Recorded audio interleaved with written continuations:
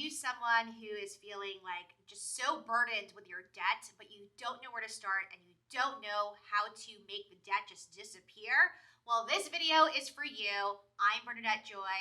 I'm your millionaire money coach, and I paid off $300,000 of debt in 3 years. And specifically, I started off with paying off $72,000 of student loans in less than a year after I graduated. And so if you are interested in learning how to start your plan, how to not get so overwhelmed with the huge numbers, if you're someone like me who had tons of student loan debt or tons of debt that you wanted to get rid of really, really fast, and you want some specific, very tangible steps, not just like, oh, be more motivated, actual things that you can do to get your money plan going, this video is for you. I am sharing with you my top tips from one of my most recent engagements at a conference in Puerto Rico on how you can actively work towards becoming debt-free. Stay tuned, watch the video, and then at the end, I'll share with you some resources that you can grab to start your money plan today. Mi gente, thank you so much for being here. I'm so excited to host this first panel discussion because when I think about my own journey to financial freedom, it started by acknowledging that I have debt. And so I wanted to bring on some experts in the debt management space so that we can get some real practical advice about how to start that first step of pursuing financial freedom. So I'm going to start off by letting these fabulous ladies introduce themselves. Hey ladies, hi. I am Bernadette Joy, and I am the founder of Crush Your Money Goals, and I'll keep it short and simple. I paid off $300,000 of debt and became a debt-free millionaire in my 30s. Okay, so let's start off with, what was your moment of like, something's got to give, right? Because I think the narrative for most of us is like, debt is normal, and you should just accept the fact that it's going to haunt you for the rest of your life.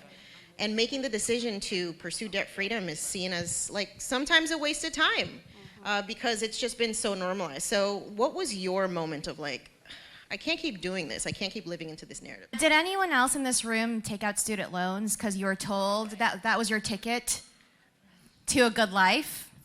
This, right? It's a great investment. Oh, it's a great investment. So that's what I thought. And so I went to get 2 bachelor's degrees and a master's degree. I had $72,000 in student loans. I was in my last semester of my MBA program, and I had no job lined up. And I went over to my husband. I said, I screwed this up. I have $72,000 of student loans, and I don't know how we're going to pay this off. And my husband said, but all of our siblings, all of our friends, everyone we know has student loans. What's the big deal? And I watched my amazing brother-in-law, who was going into his 40s with still tons and tons of student loans, and I was like, I'm not doing that. I'm going to pay off these student loans in 2 years. I don't know how, but I'm going to figure out how we're going to do that, and that's when it started. So I mean, really, I think everybody here can relate with just like the gravity sometimes, and when you look at those numbers, and it's probably easier to just be like, yeah, let's just pretend this doesn't exist, but that doesn't actually fix anything, right? Okay, so as I like to say, personal finance is personal, and so I know y'all have had very different journeys to paying off that debt, and I'd love for you to talk us through your approach, the actual strategy that you used to pay off your debt. The one tactical thing I did to get over the overwhelm of just the sheer number was to keep reversing until I got to a number that I thought I was capable of. So in my particular case, I had $72,000 of student loans. And so I said, okay, I don't know how I'm going to do it, but I'm going to pay it off in 2 years. So what does that mean? That means $36,000 a year. That's more than what I make right now. So that doesn't feel feasible. So let me keep reversing back. So $36,000 divided by 12 months is $3,000 a month. That still feels like, is $3,000 a lot for most people? Yes, right? So let's just keep reversing. All right, 3,000, and I'm Asian, so I can do the math in my head, right? So 3,000 divided by 4 weeks, right, is like $750 a week. All right, we're starting to get somewhere. Well, 7 days a week, it's about $100 a day. Then I have to sit and ask myself, am I capable, am I smart enough of figuring out $100? Even if I don't do it every day. Am I capable of doing that? I can't figure out $72,000, but I can figure out $100 a day. And so keep reversing back until you get to a number that you know you're capable of. I do love that. Ooh. So I have a follow-up. Go ahead. 'Cause I know you took a little bit of a controversial approach in your debt repayment by taking a break from investing. Ooh, talk about it. Yeah. Whoa, I did the bad thing. I stopped everything. I stopped investing. Everyone yelled at me about stopping my match and my 401k. So long story short, I decided to double down. I just said, you know what? I'm not good at multitasking. I suck at it, right? My attention span is only so big. And so I decided I'm going to make debt a short-term solution, not a long-term lifestyle. Short-term, 2 years. So for the next 2 years, that is all I'm doing. Now, all those people who yelled at me, now I'm contributing $22,500 every single year, plus $6,500 in my IRA, plus that 401k is by my own company, right? So some people will scare you into saying, well, you're losing on compound interest. But if you can stick to a debt payoff plan for a short term and then ramp up all of the money that you're putting towards debt, towards investing instead, not only will you catch up, but you will beat everybody else. Ooh. Interestingly, I actually started out in the Dave Ramsey camp simply because that guy has a lot of marketing money. So every time I Googled how to pay down debt, that is the only thing that showed up, right?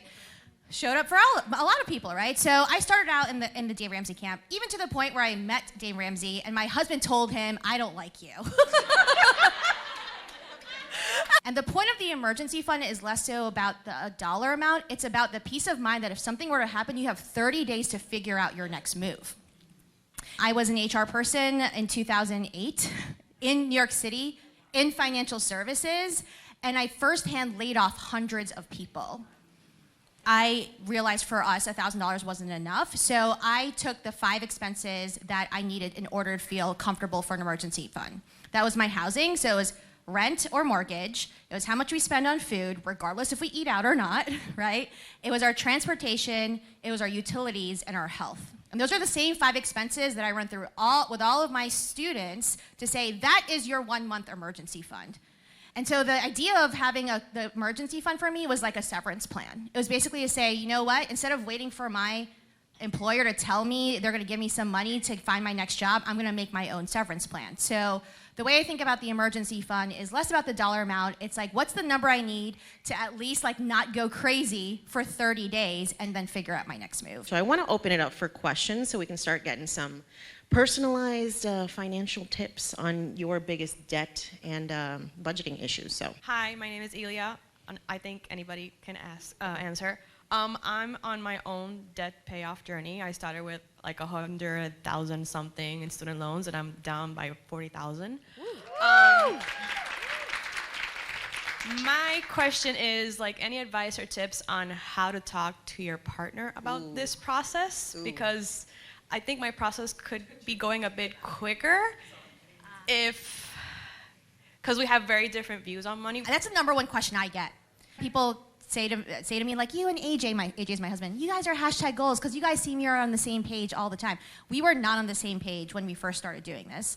And so one of the things I do with my clients is actually go sometimes to their houses, just see what's going on. And one of my favorite clients, she said to me, my husband is so messy in the closet, like he just throws his shit all around. He is like living with a pig. And so I go into her closet and I look at her side, I was like, girl, your side's not that great. And we need to clean up all the stuff that we own first before we tell someone else to clean up their own shit, right? So for me, before I would get upset with my husband about like, oh, you're buying comic books or you're buying dumb shit that I don't agree with, but I was buying dumb shit too.